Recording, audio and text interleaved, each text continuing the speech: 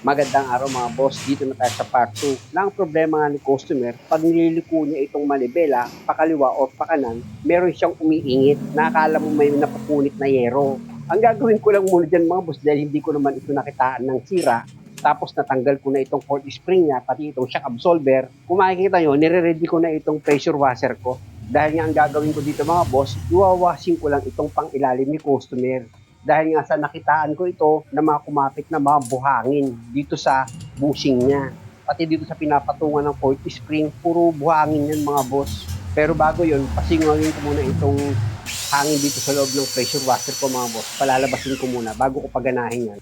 Ayan, una yung tubig na lumalabas dito sa pressure washer ko, kaya pwede ko na ngayon ilagay itong pressure hose niya. Mas mabilis kasi mga boss kapag pasingawin nyo muna yung hangin dito sa pressure washer nyo bago nyo ilagay itong pressure hose. Kung meron kayong pressure washer na ginagamit para sa sasakyan nyo, ganyan ang gawin nyo. Ito na mga boss, isprayan ko na yung mga buha-buhangin na kumapit dito sa pang-ilalim ni customer. Ayan, hinawakan ko pa nga yung mabuhangin na kumapit dito sa pinapatungan ng cold spring. Isprayan ko na yan mga boss. Ginawa ko yung ganitong sistema mga boss na washing ko itong pang-ilalim ni customer dahil nga sa na-experience ko na yan. At syempre naman mga boss, pag nag-spray kayo or naglinis kayo dito sa pang-ilalim na sasakyan nyo, lagi nyo uunahin dito sa taas. Kasi babagsak yung dumi dito sa baba di ba? O, di para pag bumagsak yung dumi dito sa baba, hindi naman kayo mahirapan. Ibig kong sabihin, hindi magdodoble-doble yung trabaho nyo. Kung uunahin nyo dito sa baba, tapos tsaka nyo susundan ng pagwashing dito naman sa ibabaw, di yung dumi babagsak naman dito sa baba, madudumihan itong nilinisan nyo dito sa pang-ilalim. Pati itong cold spring mga boss, kung makikita nyo, nilinis ko rin yan. Siyempre kasama sa lilinisan ko, yung rubber insulator niyan, kailangan malinis ko rin yun. Para yung mga buhangin or lupa or dumi na kumapit dito sa rubber insulator, matanggal. Dalawa lang naman yung rubber insulator dito sa kabilang side mga boss, nalilinisan nyo After nyo malinis yan, pwede nyo nang i-final yung paglinis. Siyempre, unahan nyo ulit dito sa taas. Ayan, kalat na yung ginamit kong pang-washing ko. Kung makikita nyo mga boss, di ba? Kalat na siya. Tapos dito naman sa baba, yung mga bushing yan, kung makikita nyo mga boss, pinaasinta ko yan. Kaya lang medyo mabilis na itong paggawa ko ng video para hindi na kayo mainip. Pati itong brake drum mga boss, kung makikita nyo, tatanggalin ko yan. Dahil nga sa pati itong preno ni customer, yung brake shoe niya, linisan ko na rin yan para wala nang problema. Actually, napalinis na ito ni customer, napagawa niya na rin itong preno, ibig kong sabihin. Pero sa nakikita ko lang mga boss, dumahiyan si customer ng malayo sa itsura nitong sasakyan niya Kasi masyadong makapal yung dumi dito sa ilalim ng sasakyan ni customer Kaya yun lang naman ang duda ko na dumahin ng malayo ito si customer. Sa paglinis naman itong brake shoe niya mga boss, nakita niyo, di ba? I-sprayan ko lang naman yan, pati itong brake drum. Ayan i-spray niyo lang naman yan para yung dumi na kumapit dito sa brake shoe, matanggal. Yung lakas niya, talagang malinis itong brake shoe ni customer, pati itong back brake niya after kumawashing yan At bago ko ibalik itong brake drum niya, syempre patuyuin ko muna yan. Lilipat muna ako dito sa kabilang side mga boss. Ganon din mga boss, unahin nyo munang isprayan dito sa ibabaw. Yan isprayan nyo muna siya para matanggal yung mga kumapit na putik-putik, buhangin, or dumi dito sa sasakyan ni customer. Ayan, spray nyo na, madali naman mag-spray. Kung makikita nyo, simple lang yan. Kayang-kaya niya mga boss kung kayo ang gagawa nitong sasakyan nyo. Basta ang tip ko lang sa inyo mga boss, kung may mga wire dito sa pang-ilalim nyo, lalo kung meron siyang ABS wire, huwag niyong patatamaan yung mga boss kung pwede magkaroon kayo ng problema dito sa ABS nyo. Kasi maselan yun Basta kahit anong wire na makikita nyo dito sa ilalim, iwasan nyo yun. Lalo ganito kalakas yung pressure ng pang-washing nyo. Katulad sa akin, ako malakas yan. Kaya nga kung makikita nyo, paputol-putol din ang pagbanat ko niyan Kaya lang tong video naka-fast forward Kaya nakita nyo ang bilis ng pag-washing ko. Basta yung upper arm bushing, spray nyo yun. Dito sa lower arm bushing, sa suspension, sprayan nyo, tagalan nyo yung paglinis. At pag okay na, tanggalin ko na ulit itong brake drum. Ibig kong sabihin, kahit tagalan nyo naman sa pag-spray sa upper arm bushing, pati sa suspension arm bushing ito, wala naman madadamage mga boss. Ayan, sprayan ko na itong brake shoe ni customer. Kasama na dyan yung back brake. Kita nyo, di ba? Ang dumi. Kaya nga, hindi ko pa nga naratanong talaga si customer kung naibiyahe niya ba itong sasakyan. Kasi pwede rin mga boss na yung malakas na ingay dito galing. Pero kung tutuusin sa harapan, meron din siyang ingay. Dahil nga yun sa marumi itong pang-ilalim ni customer. Hindi naman sumagi sa isip ko yung kanina na marumi lang itong pangilalim ni customer, pero nung tinanggal ko na yung coil spring niya, doon nakita ko yung makapal na kumapit na buhangin dito sa rubber insulator niya. Kaya doon ako nagsimulang magduda na pwedeng marumi lang yung pangilalim ni customer, kaya nakakarinig siya ng ingay. At dahil sa okay na malinis na itong suspect ko na pinanggagalingan nga ng ingay, hanginan ko na itong preno ni customer mga boss. Siyempre pati yung mga bushing dito sa upper arm niya, kasama na rin yung mga bushing dito sa lower arm, hahanginan ko rin yun. After ko nga mahanginan itong brake shoe, dito naman ako sa brake drum niya. Importante kasi mga boss na bago mo ilagay itong brake drum, dapat napatuyo nyo ng husto yan. After nyo nga mahanginan itong brake drum niya, gaya ng sinabi ko, itong mga bushing, dapat hanginan nyo rin yan. Alam nyo mga boss, kaya ako hinahanginan yan. After ko kasing mahanginan niya itong bushing niya dito sa suspension arm, sa rear, pati itong upper arm niya, hinanginan ko na rin yung mga bushing niyan. Kaya ko yan hinahanginan kung mapapansin nyo. Dahil nga sa after nito, i-sprayan ko yan ng penetrating oil. At dahil nga sa okay na ako dyan mga boss, lipat naman ako dito sa kabilang side. Ganon din mga boss, yung preno dito sa kabilang side, i-sprayan nyo rin yan. Importante kasi na tuyo itong brake shoe nyo. Yan o, kung makikita nyo, napakadali lang naman. Pwede kayong bumili nitong ginagamit ko na portable na panghangin mga boss. Malakas din yan, okay na okay. After yung mahanginan itong brake shoe, o dito ka naman sa mga bushing, ganun lang naman mga boss ang gagawin nyo. Kung kayong gagawa ng sasakyan nyo, yan naman ginawa ko dahil nga sa merong problema itong sasakyan ni customer. Pero kung kayo naman ang may pang-washing, di ba? Ba't nyo pa kailangan hintayin magkaroon ng problema? Ay pwede nyo naman spray-sprayan itong pang-ilalim nyo. Kung meron ka kayong pang-washing, pwede nyo gawin yun syempre.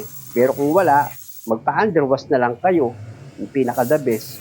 O ito na mga boss, dahil nga sa tapos ko ng mahanginan, itong mga bushing dito sa pang-ilalim ni customer, kung makikita nyo, isprayan ko na yan ng penetrating oil. Dati mga boss, pag may mga maingay sa pang-ilalim, yung mga mekanikong matatanda na, nakikita ko, ini-spray nila yung pang-ilalim, langis eh. Nawawala talaga yung ingay. Kaya lang, ang problema, yung bushing niya, lumalambot. Pero itong penetrating oil na ginagamit ko mga boss, subok ko na yan. Biro mo 1990, sinimulan ko na rin gamitin yan eh. Okay naman, wala naman nasira eh. May nag-comment ka sa akin, sabi niya pag sprayan daw yung mga sulok-sulok nitong penetrating oil, pasisira daw yung bushing. Nagtanggal ako ng lower arm kasi nga yung ball joint nun kailangan palitan. Pinipress, di tatanggalin ko yung buong lower arm. Yung mga bolt sa lower arm, di ko maluwagan. Sabi nung may-ari, sprayan mo ng penetrating oil para hindi ka mahirapan. Ayan nga yung gamit niyan eh. O, di ba?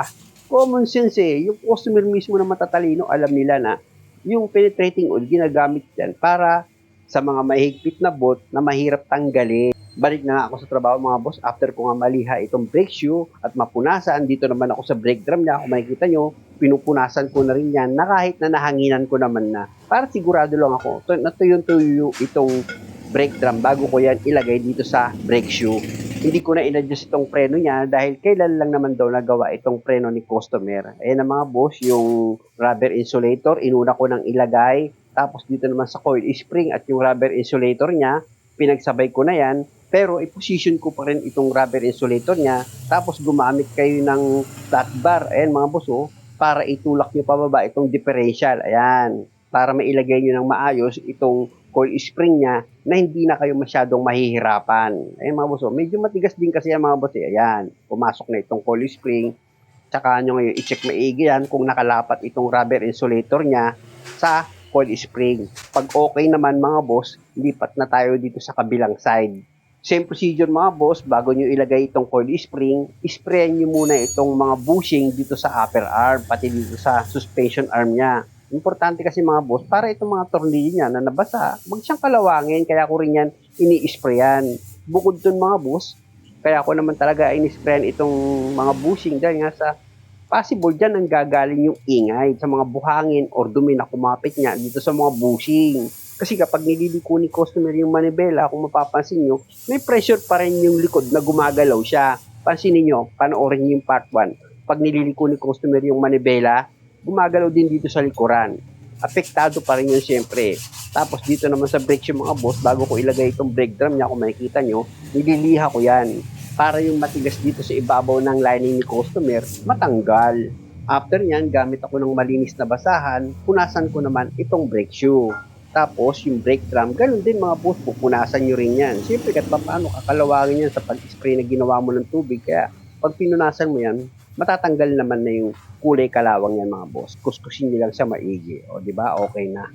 Pwede ko na ngayon isalpak itong brake drum dito sa brake shoe. Ganon din mga boss, hindi ko na in-adjust itong preno ni customer. Unang-una kasi nung tinatanggal ko itong brake drum, medyo masikip pa. Dahil nga sa kailan lang din napagawa ni customer itong sasakyan niya. Actually, sinabi niya, di ba, narinig niyo kung napanood yung part 1, pinalitan nga ito ng bagong shock absorber.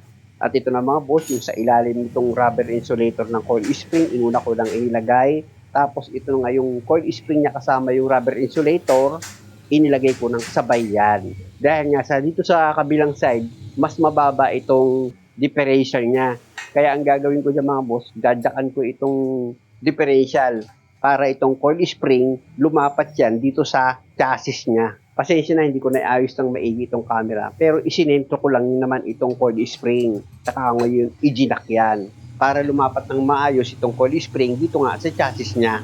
Dahil okay na yun mga boss, dito naman ako sa pagkabit ng shock absorber.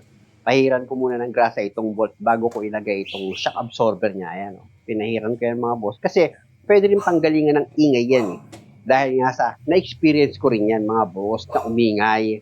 At kaya ako naman ito sinasabi sa inyo para magkaroon kayo ng idea. Alam niyo mga boss, sa paggawa ng sasakyan, talagang mayroong mga imposible talaga minsan eh. Kaya minsan tataka ka, doon lang pala nang galing yung ingay. Gumaganon ako minsan eh. Di ba? Kaya yung mga magagaling na manonood, yung mga customer, yung mga viewers, yung pala yun, pwede rin pala yung gumaganon sila eh.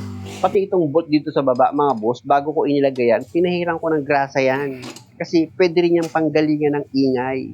Asan na ba yung nut nito? Kala ko nawala pa. Eh mga boss, ilagay nyo na yung nut dito sa bolt, ipakapit nyo na yun sa thread niya, at pag okay na, pwede mo na ngayon i-final itong higpit. At dahil nga sa kontrahan yan, bolt and nut, dalawang tools yung gagamitin mo na number 17. Para nga mahigpitan mo na itong bolt and nut dito sa shock absorber. Tapos, lipat ka naman ngayon dito sa ibabaw ng shock absorber mo. Gamit niya itong socket na sa number 17, i-final mo na rin yung higpit dito sa nut niya. At dahil sa okay na yan mga boss, lipat naman ako dito sa kabilang side. Kaya lang mga boss, pasensya na kayo dahil sa mahaba nga itong video. Abangan nyo sa last part. At muli, maraming salamat sa panonood. Sana nakakuha kayo ng idea. At kung maaari, huwag nyo naman sanang kalimutang mag-subscribe sa channel ko. Salamat!